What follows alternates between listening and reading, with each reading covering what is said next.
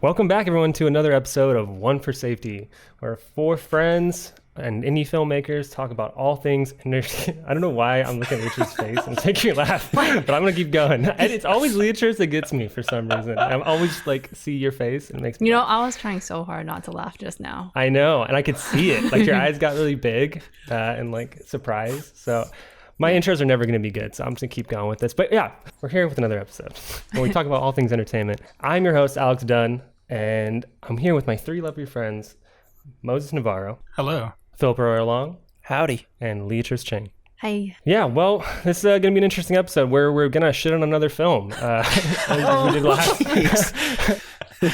No holds barred. We're just going to start off, just kind of telling everything about how we really disliked Wonder Woman 1984. But we're going to tie it in with how HBO Max has this new deal that happened kind of end of last year, and recently how Netflix released their plans to release basically a film a week. And we're just going to talk about maybe the connection between streaming movies and maybe the quality and just kind of how some filmmakers are unhappy and everything.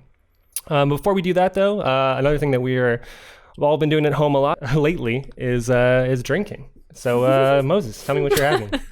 Oh, wow. I'm going to be a very big hypocrite right now and tell everyone that I'm drinking water. But are you? I'm actually drinking Spindrift. So it's like the flavored water. It's 11 flavors. That's almost worse. What? How is it almost worse? It's an insult to the purist here, Philip. I know. Well, sorry. But no, it's pretty good. I think it's actually the best tasting flavored sparkling water out there. In a can, I should say. But, it is really good. Ooh, look at Leatrice is just giving me the eyes right now. Have you had Spindrift before, Leatrice? Because you're not drinking No, LaCroix. I don't even like LaCroix, I think. Or LaCroix. LaCroix is gross. Nobody does. LaCroix is gross. Yeah, it just tastes weird. I've never had Spindrift. I just can't imagine canned water really good. Tasting really good. It's really good. I know that like when LaCroix gets cold, it tastes even worse. Yeah. But it's almost metallic-y. Yeah. But like when this gets warm, it tastes just the same, but like, warm. Well, to be fair, Spindrift is also it's like juice. What? So it's kind of like a sparkling water, but it's like 3% actual juice. Wait, so it's sweetened? Oh. Sort of, yeah. So it's carbonated water with lemon juice. I'm out. I'm done. All right, Philip, we'll see you next week. But yeah, that's what I'm having. All right. But does that mean the other ones are also sweetened slightly? Wait, no, lemon juice isn't sweet, but is it sweet? No. No. Oh. No. You don't think it's sweet? I think it's a little sweet. I don't think so. Yeah. I mean, compared to the other ones, I think like the raspberry ones are a little sweeter. Mm-hmm. Have you tried the strawberry yet? I haven't. It's pretty good. I haven't. Need to go back to Costco and get me a big old pack. I think they have it at Trader Joe's now. Oh, do they? I know I've seen lemon, raspberry, blackberry, and grapefruit. Mm-hmm. I really like the grapefruit one too. Mm-hmm. The raspberry and blackberry, I like them, but wouldn't go out of my way to get it. But yeah, strawberry. No, I'll definitely try it out next time. Leatrice is just judging. It's really good. You should try it. Well, Leatrice, what are you having? I'm having carrot juice. Oh. What? What is happening today? What is... Like fresh squeezed? No, you don't carrot squeeze juice. a carrot. How do you do that? Fresh juiced? How do you describe how you get the juice out of a carrot? Yeah, you would juice it, Yeah, you juice it through... Juice it up. You get a Jack LaLanne power juicer. Wow, Okay. Jack LaLanne. I haven't heard that name in a long time. I just remember on PBS, I used to see like Jack LaLanne power juicer commercials all the time. Oh, yeah. But carrot juice, not even apple juice? No, I like carrot juice. When it's a really good bunch of carrots that get juiced, it's actually very, very, very sweet. So it tastes better than most juices. I mean, sometimes you get like it's like what I call like a carrot juice stank, and then it has like a really weird like stink. Yeah, it's like yeah. Do they stink? No, it's not a good stink? thing. No, it's a bad thing. Like when you have a bad batch of carrots and you juice it, there's this like stank to it. Yeah. All right. Phillip. Well, I was trying to assimilate, so I cracked open a beer. Just got a pale ale from Sierra Nevada. So yeah, fun. Wow, we're in bizarro world right now. Yeah. Now I feel out of place. I contemplated having cider too, like hot apple cider. Yeah. And I was like, no, you know what? I'm gonna have a beer. I'm gonna do it for the podcast. I would have loved do it for the cast. hot apple cider. It's one of the best. Actually, right now in SoCal, I don't know how cold it is up there, Philip, but here it's hit 85 degrees. Really? Oh Was my it 85 god! today? Did you have to put on a long sleeve shirt? I mean, I had one and I was sweating, and then I was like, Was it really that hot today? Well, yeah, in San Gabriel. Wow. Oh my man. god! I thought you meant like it got that cold. What? 85? Wait, what? What? Yeah, I thought you were making a joke that's like, it's gotten so cold down here and it got down to 85. California joke. Yeah. It's like, no, seriously. It was 85. Yeah. I mean, I would Damn. love hot apple cider if it was cold, but right now it's so hot. I think I'm going back to cold drinks. Actually, tomorrow in Rosemead, it hits high 80s again. Holy And shit. then Friday Oh, no. actually was projected to be like 89. I don't know if it actually will hit that, but Holy crap. I wish I had like a soundboard that I could hit and just press it and it would go like global warming. Yeah, man, working inside, I don't even realize now. Yeah, You didn't I've step literally outside been in my room. oh, but you guys haven't didn't you take Inoki for a walk or something? Yeah, for like 2 minutes, and then I walked in. I just was like, oh, feels nice. That's not enough time for a dog. It is. He pees, and then I mean, like in the morning, I take for a long walk. Oh, And then, like okay. I'm talking about like Okay. in the morning it's cold, and then like cold by Southern California standards, and then but yeah, and then I took him at like noon, and it was fine. Yeah, no, it hit about 85 today. I got a cold brew, and maybe it was because I knew like deep down in my body, I was like, it's gonna be a hot one, Sure. Yeah. Wait, is that your drink for today? Cold? No, No, I wouldn't drink no, a I just cold mean brew like right I now. had a That'd be cold brew this insane. morning. So what is your drink for the day? It's called Tokyo White. I don't know. It's from a brewery called Far Yeast. That's pretty Cool. Far Yeast. Yeah, that's clever as fuck, right? I thought I was like, but they're Nice. actually Japanese. They're Okay, actually from. okay. It's from Tokyo, I believe. Nice. You see, you're not alone, Philip. Nice. Product of Japan. I don't know if it's from actually Tokyo, but inspired. Virtual toast, Alex. Clink, clink, clink. Across the world too, Wow. in the west and the east. Mm-hmm. Beautiful.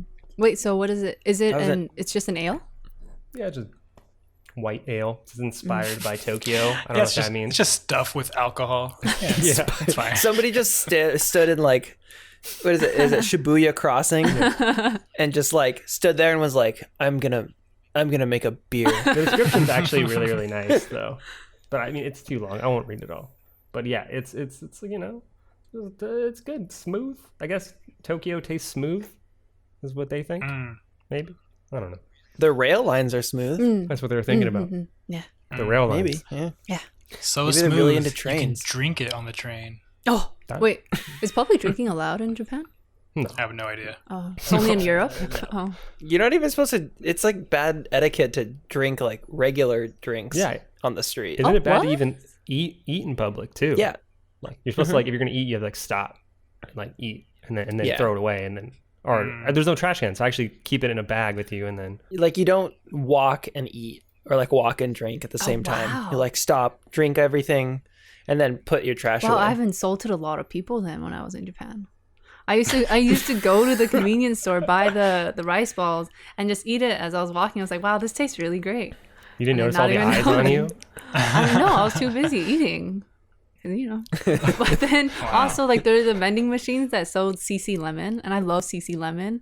So I just, oh my god, and I would take CC lemon is yeah, so good. and I would take that, open it, and drank as I was walking. You know what I don't think is good that everybody else seems to think is great is Pocari Sweat. Yeah, I did not enjoy. I've never tried it. It's like Japanese Gatorade. Yeah, It's not good. I think it's What does it also taste like? because no, not sweat though, but it was just like the fact that it had like sweat on it. It just made me think that it wasn't going to be appetizing, and then I had it, and it was not appetizing, or I guess not appetizing, but it wasn't tasty.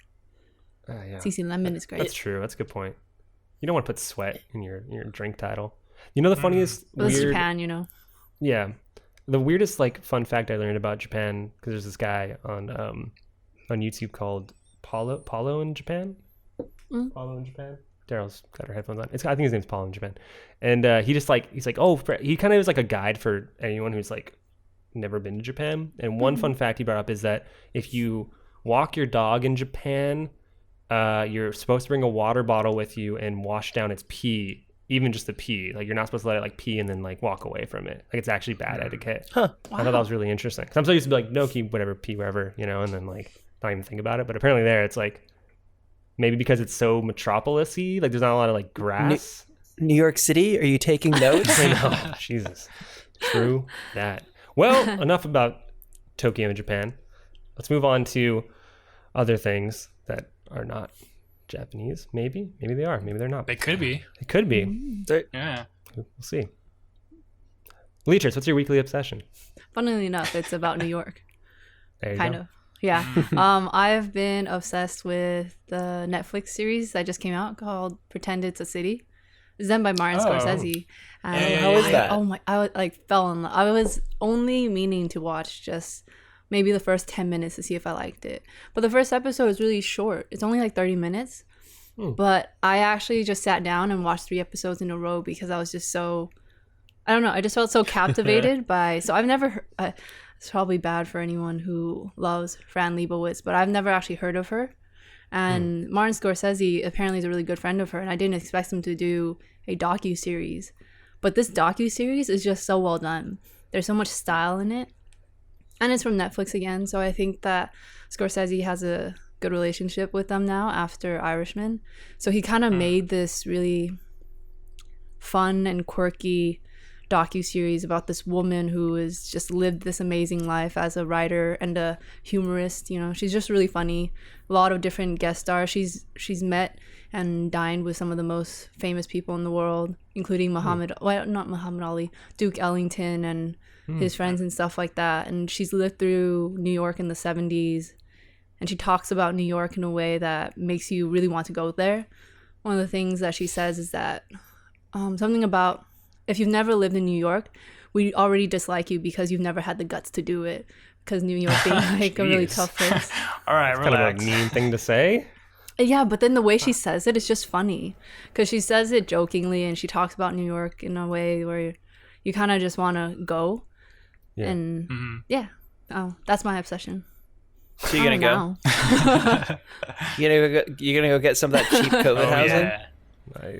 Nice. So it's just about her then, just like her diet. That's the whole series. Yeah, it's just about her, how she's lived, her philosophies in life. She has a lot of great things to say about a lot of things. Millennials, walking in New York. Hey, what does she have to say about millennials? I have to rewatch to get the exact. I don't want to say because she has an interesting thing to say about the fact that they won't know what it's like not to be something. And it was just a very interesting take. She's not necessarily judging them, but it's almost as if she's saying they're going to miss out on this because they're constantly this. Okay, so what you're saying is I have to watch it. Yes. Yeah. I think you'll like it. She has a sardonic kind of view of life, and and it's refreshing to see right now, I guess. All right. Well, it sounds like a fun show. And if Scorsese's directing it or Yeah, producing it? and he directing and producing. He produced it with Fran Lebowitz, and he's in it too, because he interviews her a few times, and it's funny to watch him just burst out laughing because of her. She just says quippy things. Actually, one thing she says, someone in the audience had asked her, and Scorsese was leading this panel, and the audience member asked, like, how do you develop your humor? And then she says, you develop it the same way you develop your height. Or how do you earn it? It's like genetics. It just says something about. She's really quippy with her remarks, and I think everyone should just watch it. It's just really fun. All right. That sounds super fun. Well, I will. Scorsese, huh? In the queue. Scorsese. Philip, what about you? So, mine, like we recorded, it's been kind of a short week, right? So I've actually spent like the whole last 3 days working on editing the podcast that y'all are listening to last week. Talking about Tenet, huh? Forward and backward time travel. But So I actually really didn't get much of a chance to like think about what my weekly obsession was going to be until about 4 hours ago, when I found myself with a couple hours of free time. And I got a Gundam for my birthday like 6 months ago, and I had some problems painting it, and so like I finally got around to doing that today. It has been so satisfying to airbrush all the parts on it. I'm using like this special kind of model paint that makes it look like kind of galvanized steel. Oh. And it's really satisfying to just, sit there and meticulously just focus on. It's an airbrush though, so you're spraying. Yeah, it's an airbrush. Would you use Yeah. in your garage when we stopped by? Yeah, I remember seeing them like on the styrofoam thing, and they're being held up by. Yeah. Yep. Those were them. Okay. So I got kind of this is my first time actually airbrushing a Gundam. I've built them before, but I've never done any airbrushing on them. And I got kind of discouraged after you have all the white pieces on the armor. And Yes. I like, first they're white, and then you prime them white, and then you paint them white. And, like 5 or 6 hours into like painting your fourth coat of like the white paint, you're like, what the hell am I doing? And it just kind of got sidelined for other things. And so, yeah, it's been nice to get back to that. I want so to fun. see the finished product. Yeah. Yeah, I will certainly let you We'll see show it. the viewers when you're done. On the Hey, we can inside. say that now. Yeah. We can actually show them. Yeah. So you have 1 week, Philip. Yeah. 1 week? Oh, I'm gonna need more time than that. Give us like an arm of a Gundam. Just a single arm. You kind of do it by color. So like today I did all the internal frame. All right, give us the RGB of And the then- Gundam, and then let's... Yeah. Oh, the Okay. progress. That would actually be really cool. Like if you do just show us like progress, like one picture now and then one Yeah, picture I can take some progress every photos. few weeks or whatever. But yeah, I mean, I haven't built a Gundam in a long time. I should do that. It is really fun. It's a satisfying process. Yeah, I never painted the ones I Yeah. did, but like just building them was really, really fun. I found that like the painting part is even more exciting. It's kind of scary though, because like you've spent so much time and money buying these things, and you like finish building it, and you like look at it, and you're like, okay, great. Now I have to take it entirely apart. Really? To paint it, you have to take it Yeah. apart and then put it back together? Yeah, I didn't completely disassemble it, but you kind of disassemble it to its component colors. Okay. So that all of the white go in one section, all of the metallic parts go in another, all of the individualized colors go in their own separate bins. Couldn't you just paint it beforehand? So, I actually ended up asking people who do this a lot, like what they recommended, and pretty much everybody agreed that you build it first and then disassemble it so that you have an idea of what it looks like. Okay. And then you can take that into consideration while you're painting it. Huh.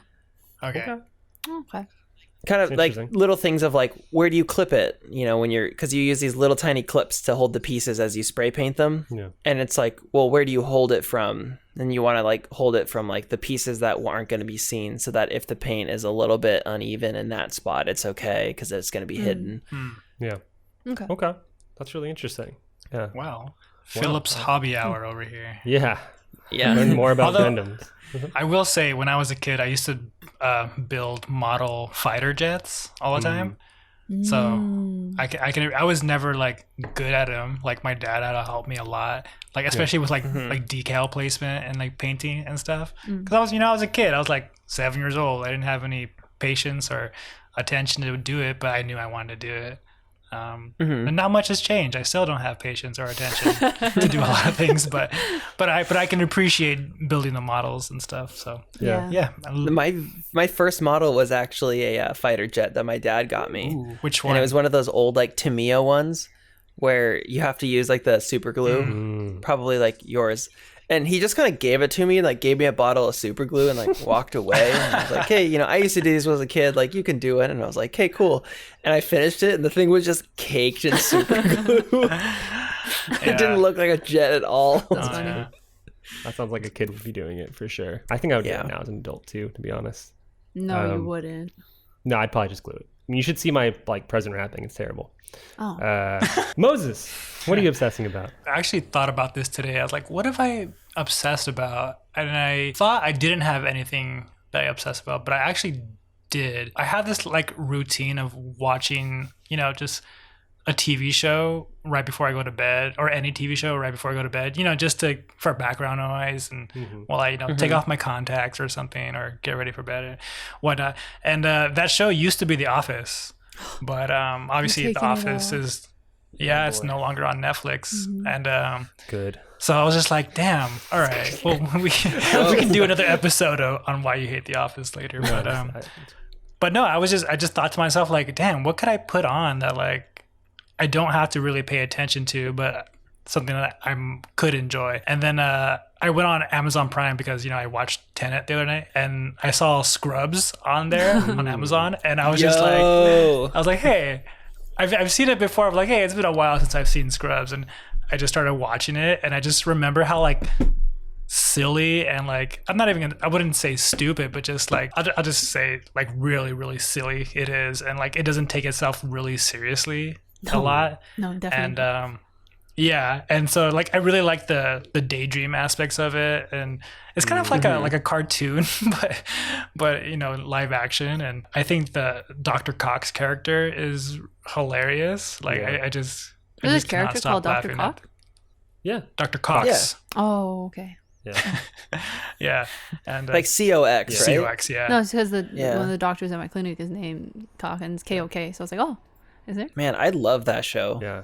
That's such a fun show. I just watch it and I think to myself, like, it must have been pretty fun, like, shooting this, this TV show. Because it's, like, super silly and definitely not serious at all. I appreciate, too, like, for as stupid and silly and, like, crazy as that show gets, it also, like, will have these moments every once in a while where it's really heartfelt, like, leaves you with, like, that warm feeling inside. Yeah. And it's kind of funny because like even Zach Braff's character references that little tune they play whenever like a dramatic situation occurs. I guess I just really appreciate how it just doesn't take itself seriously at all, even though like the subject matter is kind of serious. It's a hospital and people die every episode.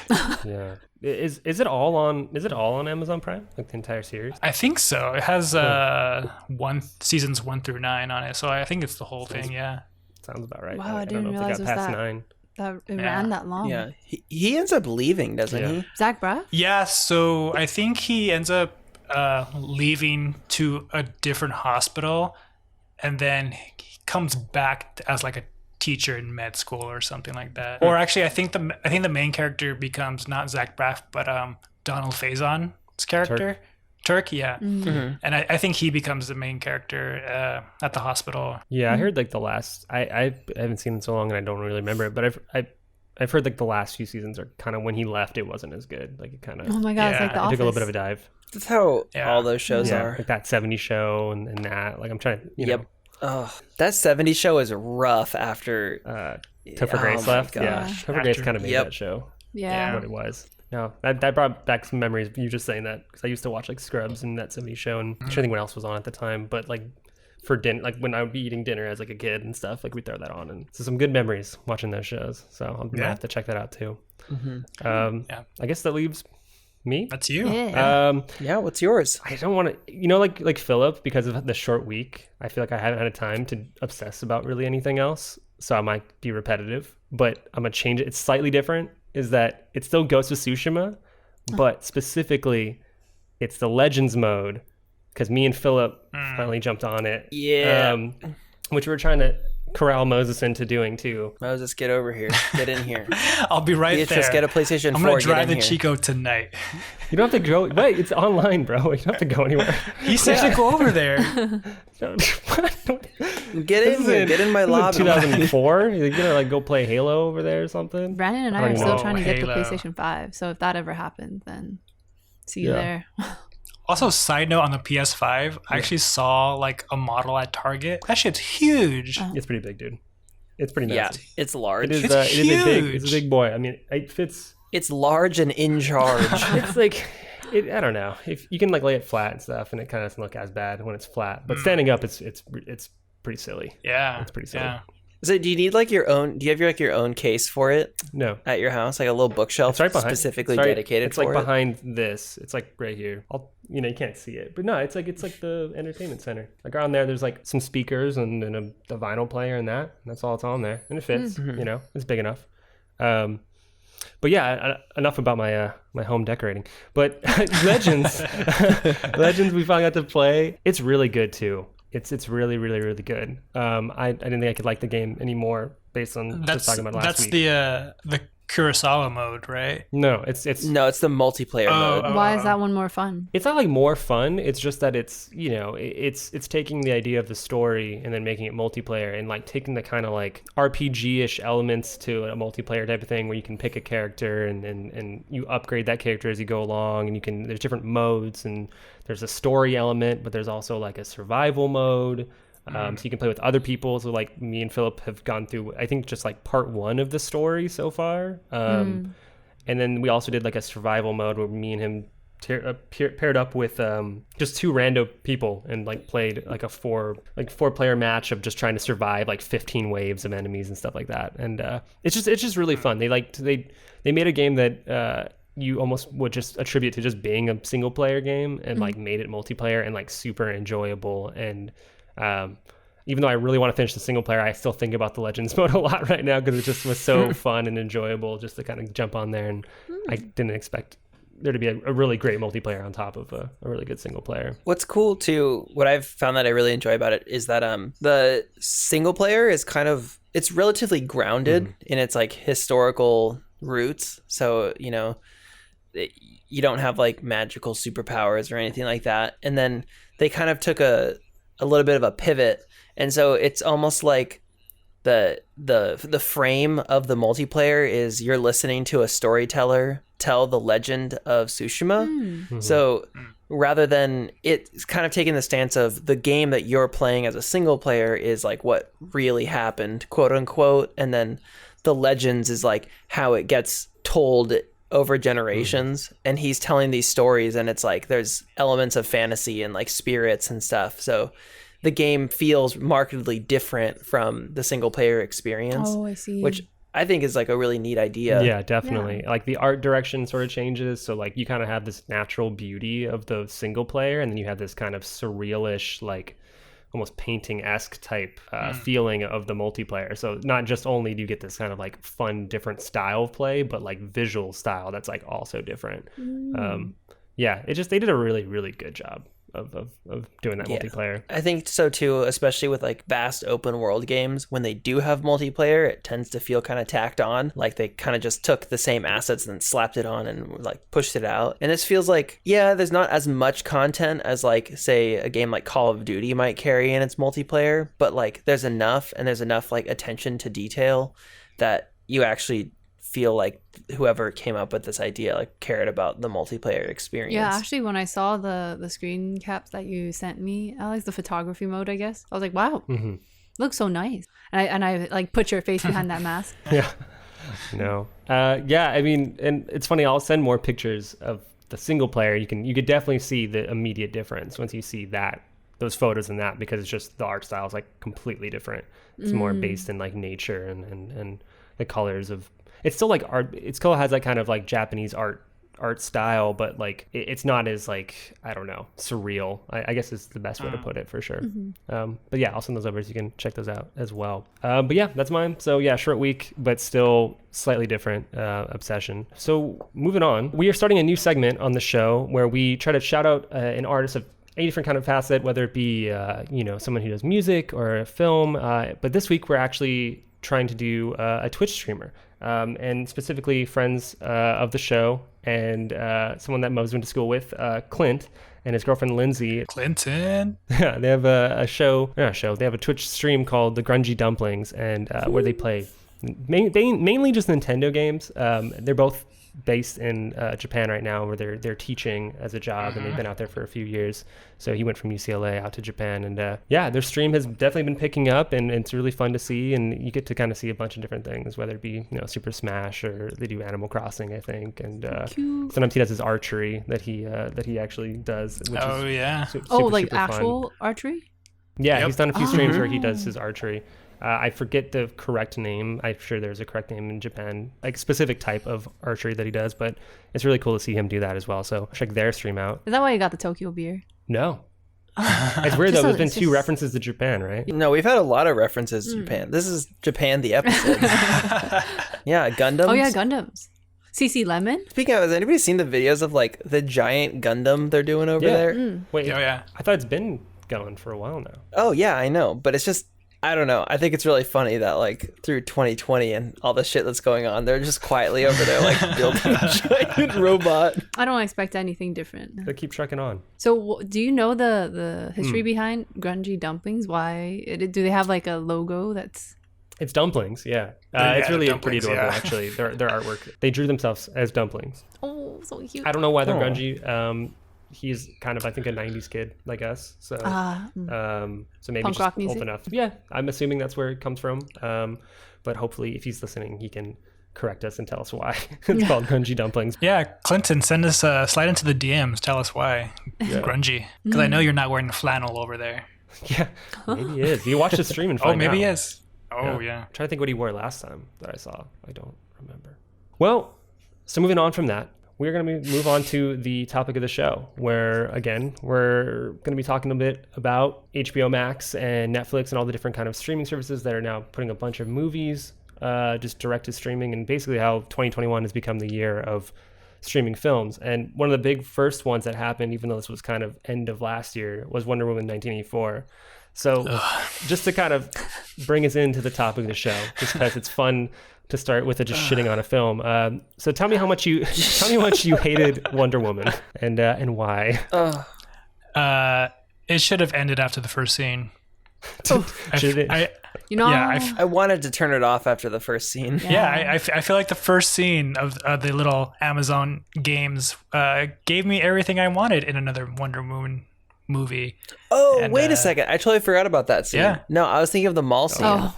When I watched the mall scene, I was like, oh, I think I'm done. It felt like a discount Stranger Things kind of vibe. I was like, what's going on? Yeah, which is funny because the whole had way more money. Yeah. You know? Yeah. I felt like all the money went into that first scene. There was just so much more CGI than the first film. And it all went into that first scene. Almost. You mean the Amazon thing? Yeah. I think I knew it was going to be bad when, like, I can see her jumping across the mall, but like she's doing it like Super Mario, like, you know, it's like that, you know, where you can easily just tell like they just, you know, painted, rotoscoped out the wires to, you know, jump her across and stuff. I'm just like, oh man, that looks terrible. That's hilarious. I didn't think about that, but you're so right. That happened frequently in this movie too. Yeah. And then there's like the scenes where the camera would like, quote unquote, like match speed with her while she's running super fast, but it's actually just feels like she's standing on a green screen kind of bouncing. When she's running after the cars and like wherever that is it Dubai? Where is she supposed to be in that sequence? I actually forgot. Egypt, right? Is it Egypt? Yeah, it sounds right. I'm pretty sure it's Egypt. No, wait, was it, or was it Saudi Arabia? Because it was. No, I think she was going to Saudi Arabia. Wait, there's the magazine that says Saudi Arabia, so maybe you're right. I think it was, because it wasn't like the whole oil thing. Yeah. Isn't that why he went just there? Carelessly tacked on too. It's just, it was a weird. The whole film is carelessly tacked on. Like, which is such a I just didn't understand, how did it go from the first Wonder Woman the way it was? I mean, it wasn't amazing, but it was just a fun film, and I thought it was like a good introduction to Wonder Woman. And then this film, it felt like it went 10 steps backwards. And it felt like it, the look of it too. It felt really cheap a lot of the times. A part of me was like, I can't tell if they actually shot it on film or this is digital with really bad film grain on it. Yeah, I had that thought too in the first scene. I was like, is this film? And which, you know what? I guess we could do a quick look to see whether or not it is. But because I was looking at it and I was like, this looks not great. Yeah, which, you know, even if you shoot on film, it usually should still look good, or at least like the aesthetic should still be there. And it was kind of in a weird realm of like its own, where it didn't really have a good look, whether or not it was film or not. I mean, I feel like so much of like the look, especially if you're shooting digitally, comes down to the grade. And like the color grading in that movie was really bland. It was just weirdly saturated to feel like the 80s, but also all the other tones of the film just felt flat. It really felt like it didn't need to be in the 80s. this was a movie that could have taken place like any other time period, but they just chose the 80s because it was like, you know, the popular thing because of Stranger Things and stuff like that. I was trying to figure that out too, just from, I mean, I have not read enough Wonder Woman comics, so I can't say if this is actually based in a specific comic or comics, you know, but I had that same thought. I was like, why are we in the 80s? Like, I don't understand like why it had to be specifically now. I don't know if it's because the Max Lord character was a comic, I mean like a villain from the comic books or something. I mean, like, even so, like, you know, a film like Iron Man, you know, those are written in like the 70s, those like original comics, and you can easily update that story. Yeah, that's true. Fit. That's true. I know sometimes people try to keep it accurate, but yeah, that is very, very true. They could have easily just moved that. I guess because like a lot of the story beats were very specific to like technology of the time, you know, like just in general, the whole Max Lord like satellite thing, like they were playing on the whole like post Cold War, like actually kind of technically during the Cold War type of thing, you know. Those kind of fears. So I guess it makes sense that it was in the 80s, but then none of it's really makes sense. Like I feel like they just were trying to find a story somewhere and they used 84 as the reason behind it. It almost, I actually almost feel like it went like the other way of like they really wanted to make a movie that took place in the 80s because the 80s is popular right now. And then they just kind of shoehorned whatever elements they could in to make it work. Yeah, that's actually really interesting. I'm genuinely curious, like, what is the reason, you know, why, what came first, you know? Did you ever think at the end, like, so, well, obviously, spoiler alerts in general, but Sure. Did you ever wonder how she started flying? Didn't you hear that whole conversation? Nope. He gave her. I was checked out. He gave her the secret. Just flow and go just with use it. The air. Yeah. Wow. And then actually, who gave her the Chris secret? Pine's character. When he was flying a jet. It's like, I guess I totally didn't pay attention to that. I missed that part while they were committing like Grand Theft Airplane.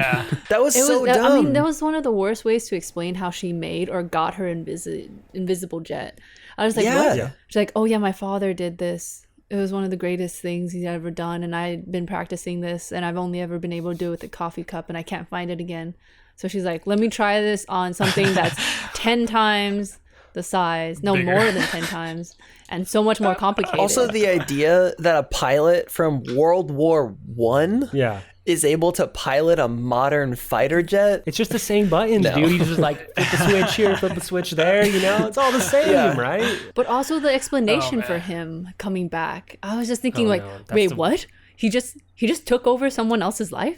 Someone else's body? Yeah.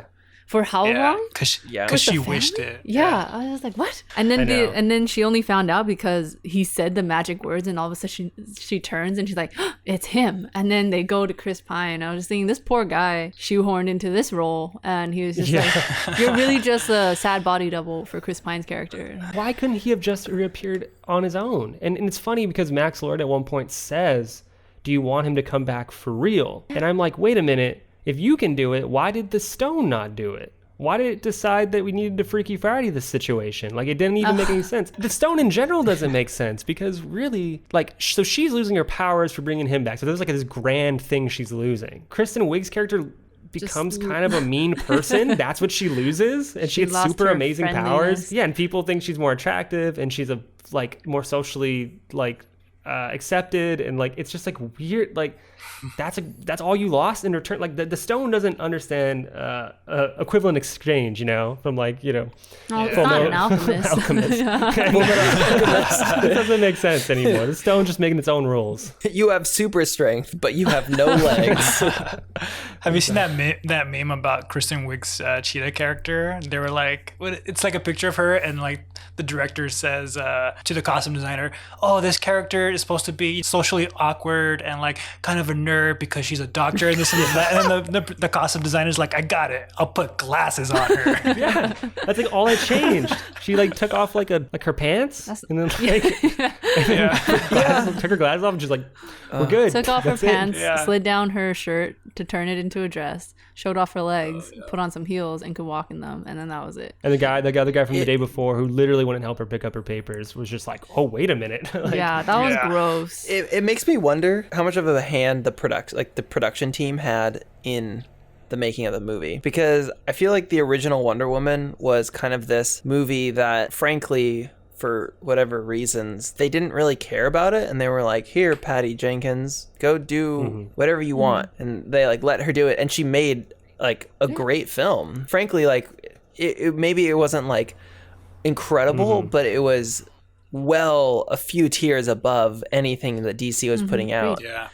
But I think that with that success, DC came back as like the producers and were like, we can't fuck up this second one. And So we're instead gonna of letting jump in, her yeah. like make the movie, maybe I'm wondering if it became another movie that like DC had too much of their hands. To be Yeah, I honest, wonder that. I think she had more control in this one. But she got to Really? write this one and direct this one. And the one before, she didn't write, but just got to direct. Giving her more control made it worse. I'm scared for Star Wars then. You have to imagine, right? Like, I think if she didn't write the first one, that means that someone else curtailed her back in. Was like, all right, no, you're not gonna. Oh my god, this is a Nolan or, thing again. Yeah. So when the director gets a chance to write, it's like, oh, I don't know, like maybe you need someone else to kind of be telling you this is a little silly, we shouldn't do this, because there's just so much wrong with it. You know, Because like, what was funny was we finished the film and I watched it with my brother and a couple coworkers. It was just funny to watch it together because we were just shouting at the TV, going "What?" same. And then so when we finished the film, what we did immediately after was New age cinema. we played the first 5 minutes of the first Wonder Woman, and it's like miles apart. There's something just so much more grounded and visually just more compelling to the first film, and I was just thinking, what happened? Like, why did it stray so far? And we can't even blame it on streaming services. It wasn't planned to go straight to streamers. It was supposed to be a big blockbuster in theaters. And then when I watched it on, what was it, HBO Max, I was like, wow, this felt like it was almost shelved to be a streamer film because it didn't have that blockbuster feel. I think it would have sucked in the theater anyways. Yeah. Yeah.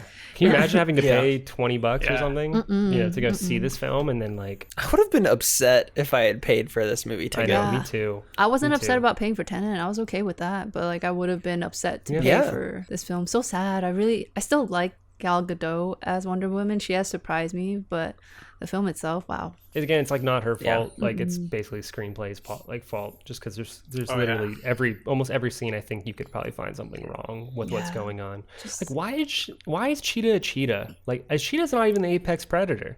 Like I don't understand that. Like technically, the apex predator would be like a mosquito or like a What? virus, but because like mosquitoes kill the most people, so technically, are they the apex predator? Or are we the apex predator? No, because they can get eaten by frogs. Yeah, but then a virus. Casually. If you get eaten by a frog, you're not the apex predator. Didn't she have become like a lioness then? A lion makes more sense. I think if she really wanted to be the apex predator, she would have been a human Yeah. being with a machine gun. Exactly. She shouldn't have changed at all. She just grows like machine guns that are like fused to her She hands. already was the apex predator. She was already being Wonder Woman without the cheetah stuff. Because she lost her humanity.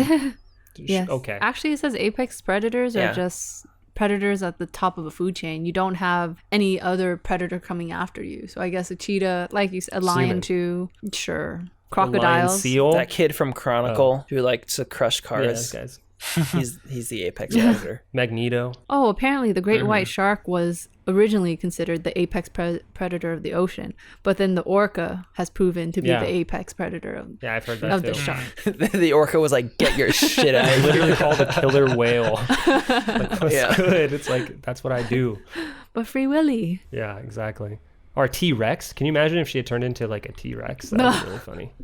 She's just like and like just running around and shit, or like a Oh my velociraptor. god. Start Oh, a man. Jurassic Park. So why can't DC get their shit together, everyone? Anyone have any thoughts on that? I think They they're just keep trying to fucking- play. I think they're just trying to play catch up with Marvel. Like they're, Yeah. they're not setting the time to develop individual characters in the middle of like an overarching story. And I think they're just literally trying to, obviously with Justice League, they were just like, cool, we're going to start with this, the main event, and then we're going to, scale it back and go backwards in time. And then we'll develop all those characters later. And I think that's what failed. The anticipation just really blew it up. I think, too, something to keep in mind is that, when we talk about DC versus Marvel and DC not being able to get their shit together, like that's really within the last 10 years. because before the MCU started, Marvel had almost no good films to their name, save Spider-Man. Yeah. But what Marvel did have was an array of random superheroes that nobody had heard of, and they were willing to just let anybody do whatever they wanted with their movies, so long as it fit within their like MCU plan. And so they were able to take much bigger risks, whereas with an IP like Superman or Batman or Wonder Woman, which are like the biggest superhero names in the world, which was established. Yeah, exactly, like established films, film franchises, comic books, like everybody knows who Superman is. There's a lot more at stake in that, and I think that made them hold their cards too close. On top of being like trying to play catch up with Marvel, they've kind of created this perfect storm of terrible movies where they're rushing it, they have way too much at stake, and they're not trusting any of their directors to like make their movies. Which is funny because they should have just taken the L immediately in terms of like, you're not going to catch Marvel. They've already established way too beyond you. Like, there's no point of trying to catch it. You should just spend your time making these super quality films, and like it just feels like they're progressively getting worse in some way, which is just really bizarre at this point. Which I don't know if you blame DC or more like Warner for that, right? Because Warner Bros is actually the ones that are producing these films. So then like who do you truly blame? Do you blame Zack Snyder for establishing this style? I will say this, I'm actually kind of looking forward to the new Snyder cut of the Justice League.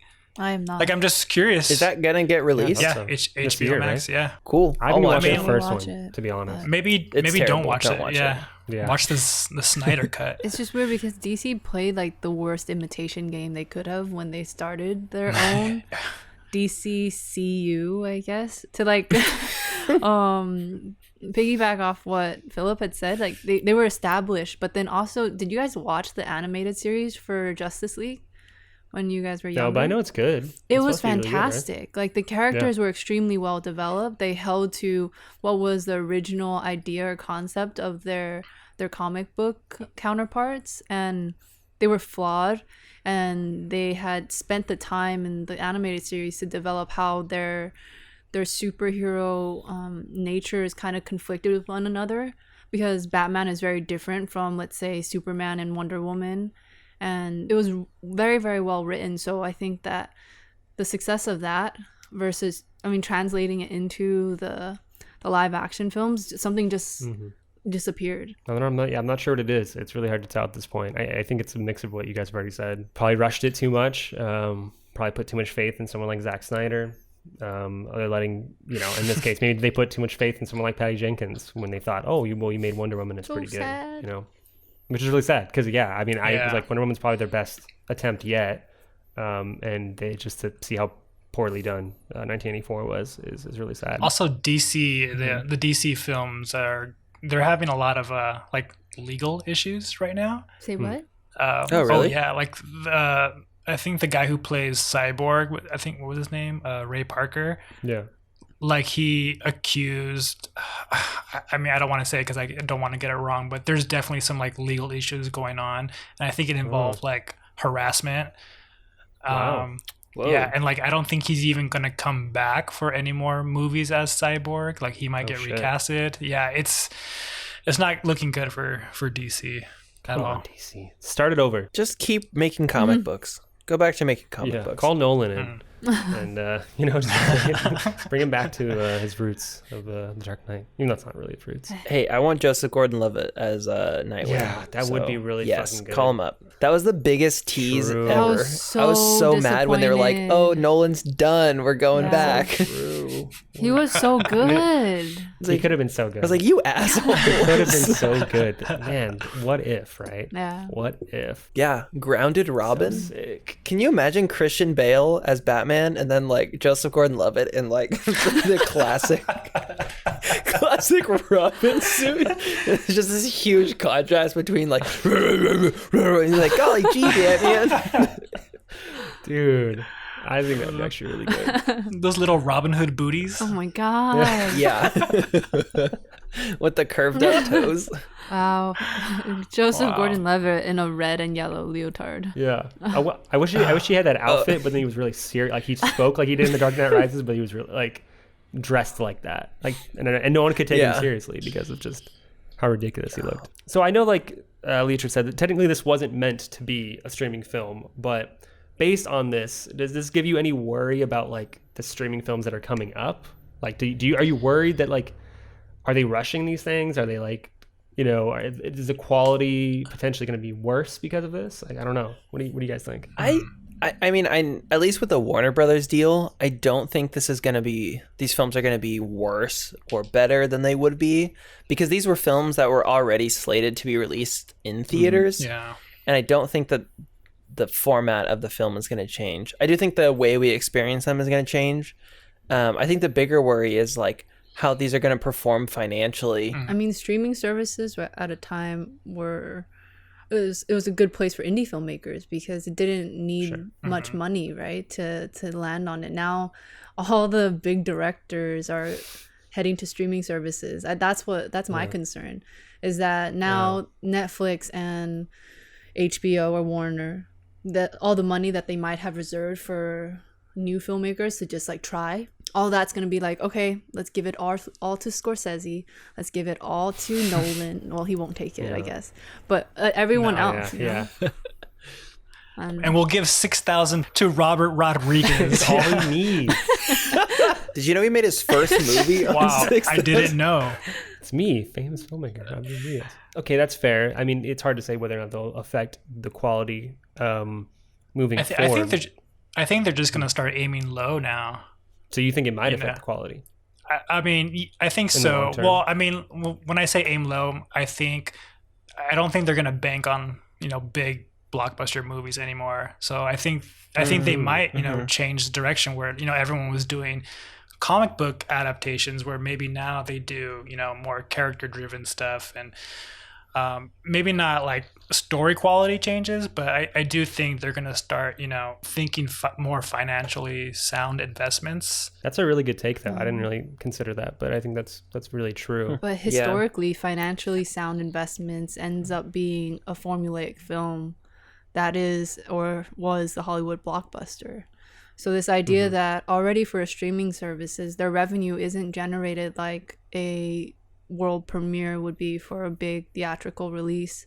And now the fact that they're going to look for these films, one, they're already paying top actors and top directors to make these films so that they can garner some attention and be like, oh wow, this director did this, so come and tune in for this.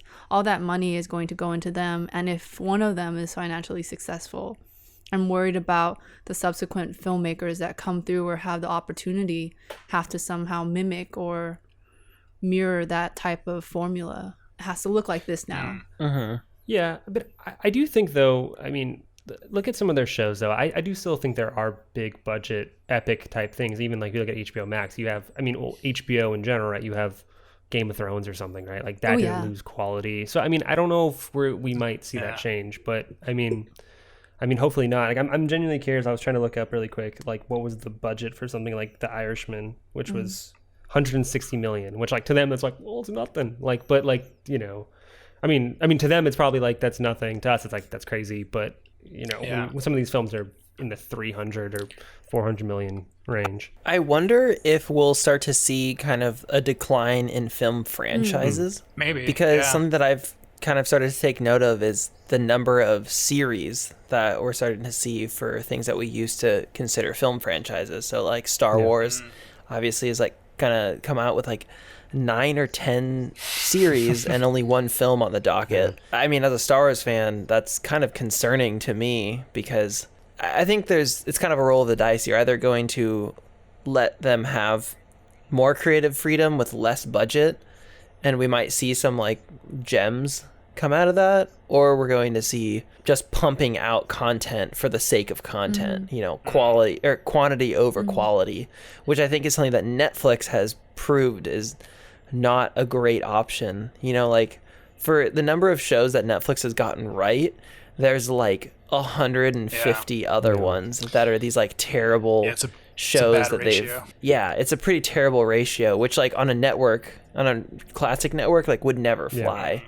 But like Netflix just has all of these shows. It's almost like the equivalent of pilots, like TV pilots, where 50 pilots get picked up by a TV series, or like 100 pilots will get bought, and then 12 pilots will actually make it to recording, and then maybe 2 will actually make it to be a show. Where like Netflix buys 100 shows, makes 100 shows, and then streams 100 shows, and maybe 2 of them are still good, and like the turnaround ratio is not actually better, but we have access to all that. I'm okay with that, actually. Like the fact that as long as it's in some way still financially viable for them to maintain that, like that's what Blumhouse does, right? They fund a bunch of low budget horror films at $5 million. Maybe they give a more well-known director a little bit more, but he's like, if I give all these directors $5 million to make this horror film, I am going to get 100 horror films versus those big blockbusters that get 1 in a year. And I have faith that one of them, or at least a handful of them, will be a hit, or will at least appeal to some small group of people, and I'm going to make the money back, because I want to be able to see the differences in all these films and all these filmmakers that come out. So I'm okay with them doing that, even if it's like you get one runaway success like Queen's Gambit. But what does success mean now? You know what I mean? I'm kind of curious, because that's what I think even about the films that are being put on HBO Max. Like I think a lot of those, they are eventually going to do a theater run, but they're bringing them on just for like 30 days and they're going to bring them back out. But even then, like, we don't know how much longer COVID's going to be a thing. And to be honest, even the optimist in me is like, maybe not until 2022 or something, right? Like, yeah, that formulaic thing about, here's $5 million to make a film. Where is it even viable anymore? Like, because where are they making their money back? I guess ads, right? Potentially. Yeah. But it does feel like it's going to be hard for them to recoup that money, because they got it in sales at, at movie theater and stuff like that. Well, I think Disney Plus is doing, they have what's it called? The premiere access. So like with Mulan, you pay a little extra to see the movie. $30. Which is ridiculous. I feel like they're going to, all those streaming platforms are going to have to go that kind of route, at least like maybe HBO, or just like for the big time movies at least. Well, I know HBO is not doing that. Like it's specifically, it's like it's free for 30 days, and then they're going to put it back into theaters. I mean, unless they change that over the next few months. But that was the news, is that that's how they're going to do it. And maybe that's why Nolan was so mad about this whole idea, because I know other directors were a little upset, mainly because of compensation, about like, oh, how much money do I make now? Because it's like, they usually, I think they get kickbacks and stuff based on how well their film does, The one film that I've heard having like major concerns with this deal has been Dune, which is mainly that the movie was so expensive to make, and it's actually, I guess the plan was they actually made this as the first half of the book, and this isn't actually the full story. But if this is a flop, which like Blade Runner 2049, for as great of a film that was actually like kind of a box office flop. And so it was already a huge risk they were taking with this film, with how much money it costs to make, that releasing on HBO Max could actually just doom what could have been a potential like new film franchise. Do you find, moving on from that, do you find this is potentially the final nail in the coffin for theaters, or like, do you find that, I mean, because if we don't get back until 2021, do you guys think that our theater is going to make a comeback in the same way? Because it sounds like it could go either way now. Like, because how are these studios going to make their money back, right? Like, I mean, they could just go the rental route, and does that become the future of things, where it's like you just have to rent it online, or are people actually going to have faith in the theater industry? If I'm being honest, I think that people now are so deprived of the event in their life kind of moment, even if it's small. Going to the theater, I feel like if the cards are played right and they kind of ride out this period, people are going to want to go back to theaters. But what they're going to do, hopefully, is that they restructure their spending. They restructure their their marketing so that it's not, let's pour 100 million into advertising and marketing so that people go to the theaters for it. It might just all move online. It could be something else. I don't think that it's the death of the theater in the same way. I know that even if I had the opportunity to watch Dune online, I could, but I would still pay to go see it in theaters. I can't speak for everyone, but fans of the film are not going to want to watch it on their TV, no matter how big that TV is. It's not going to replace an IMAX screen.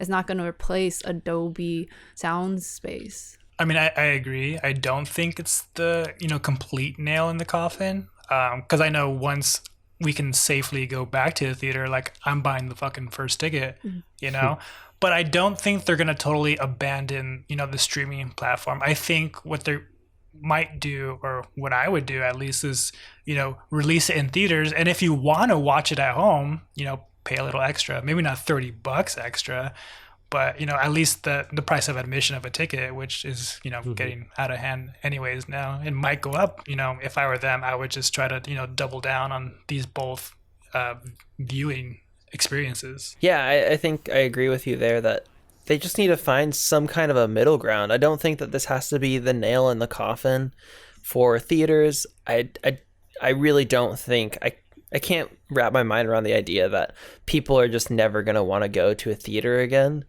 I know I'm definitely dying to go to a movie theater. It's not worth dying to go to a movie theater, but I can't wait. But I do think that there is some kind of a line between... There's some middle ground that they're going to find between, paying $30 extra and releasing a movie for the price of what you're already paying on a streaming service. There has to be some kind of a middle ground for them if they want to keep this viable in a way that's both enticing to viewers at home and enticing to theater goers. Yeah. Well, I mean, like, that news just released the other day about the Netflix deal. Do you find, though, that speaking on this, because the HBO Max thing was just a few films that they were doing, but now hearing that Netflix is going to basically release like a new film every single week, is it now even more so worrisome? Like, I don't know. To me, that kind of worries me because I see that and I'm like, well... And there's some big movies on there. There's like the one that has like Leo and Jennifer Lawrence and like these massive stars. And then I think there's one with The Rock coming out, and Lin-Manuel has a movie coming out. It's just so, if they're able to do it, if Netflix is able to do it. I think that relates back to the point I was making earlier about how Netflix will take 100 shows, and instead of doing what a traditional channel would do, they just bring them all to stream. I think what we're going to see 9 to 10 high profile actual good movies throughout the year, and we're going to see probably about 40 other lackluster, weird, oddball misfires. Do you find that that's kind of the ratio already, though, when theaters were open? Yes. Yeah. There's a lot of bad movies out there. Exactly.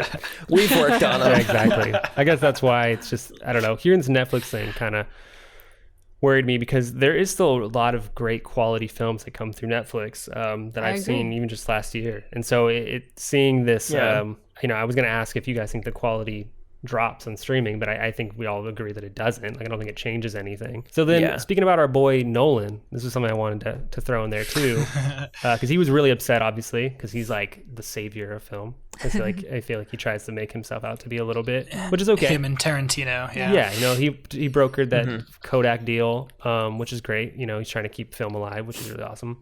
But do you think that he just has to kind of get with the program?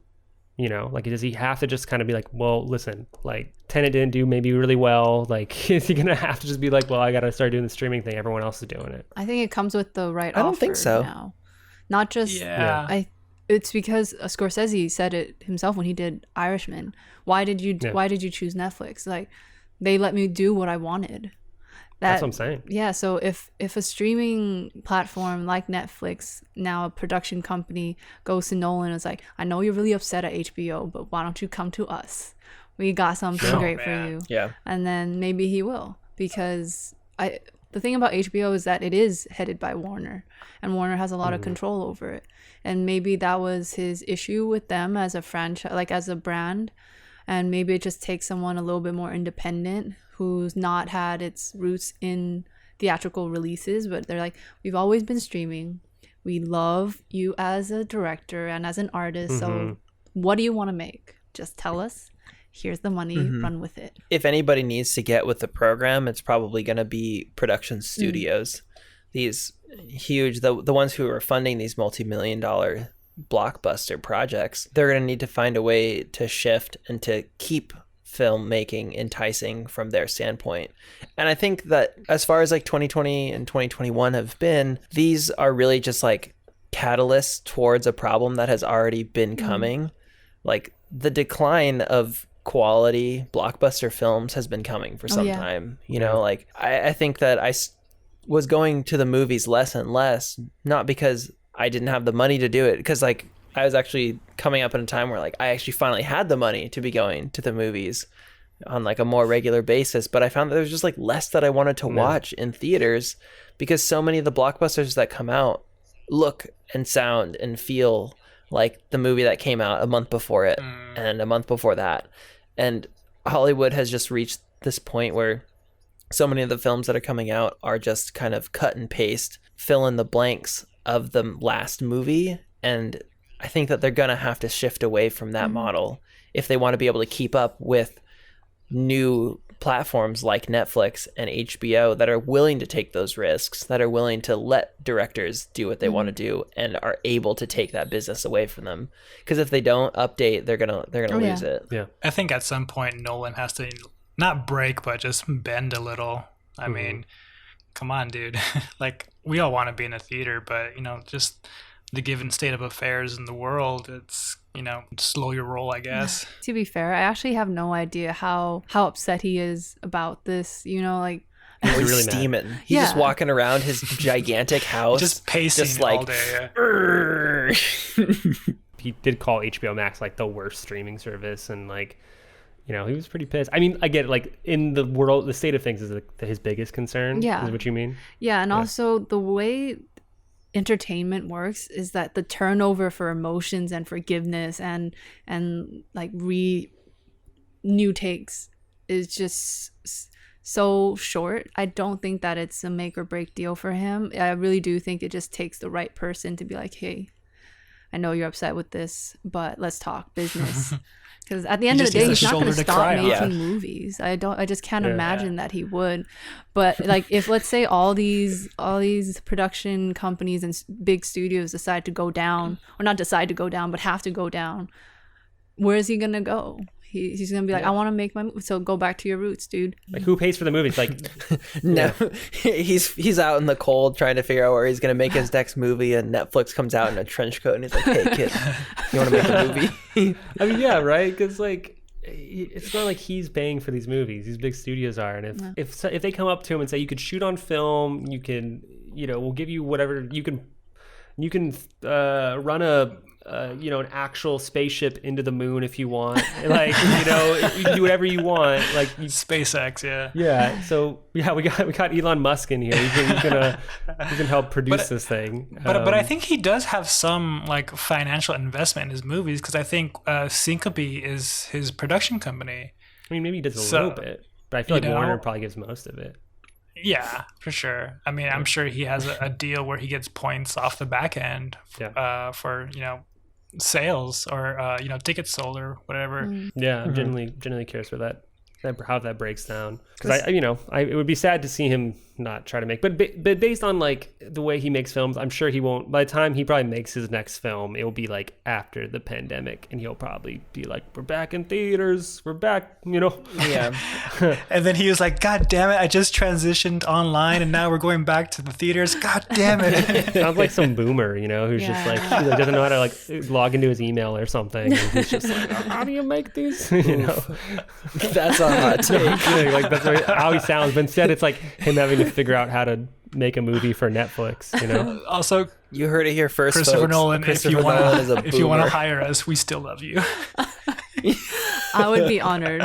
I will work for you for free. Well, maybe not for free, but yeah, you know, I hope I don't know. We'll see. I feel like it's not going to matter once he makes the next film anyway. He'll probably just be fine. Hopefully theaters are still a thing by that point. It will be probably a transition of the multiplexes to maybe single screen theaters now, like how it used to be. Here's this one giant IMAX institution where one film comes every single year. I don't think it'll be that dramatic, but it could transition into something like that. Theater industry will have to bend and change with the fact that a lot of people aren't going to go back into theaters for a very long time. So what are you going to do? Close down? Of course, AMC has shut down half of its places already. Maybe half. Did they close down half? I don't know. A bunch of them at least, yeah. But then also Edwards crazy. also went bankrupt or something like that, and it's just or Regal. Yeah, I mean, I hope the lessons learned with Wonder Woman 1984 that they need to start making some better blockbuster films, because if Tenet and Wonder Woman 1984 were the two that were supposed to blow us away and they were expecting us to go to theaters to watch those things, it's kind of like, oh no, like maybe Tenet a little bit, but 1984 definitely not. Yeah, not a letdown. Any final thoughts on all this drama with HBO Max and Netflix? Anything else you guys have on top of your head and before we get out of here? I'm excited for Dune. Me too. And I still have faith in That's HBO. it. That's my final thought. I have faith in HBO. All I'm saying is, what if the Snyder cut just changes everything? Nope. This whole time, he's just been this extremely talented filmmaker, He is talented. He's just not a talented storyteller.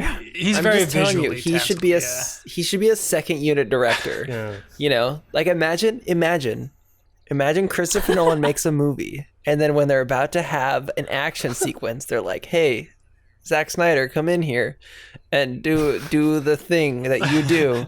And then he comes and does the thing that he does, and then when they're done punching each other, they go back to Nolan directing. Wow. And then Michael Bay's like, "Where am I at, guys? Come on, I still blow shit up."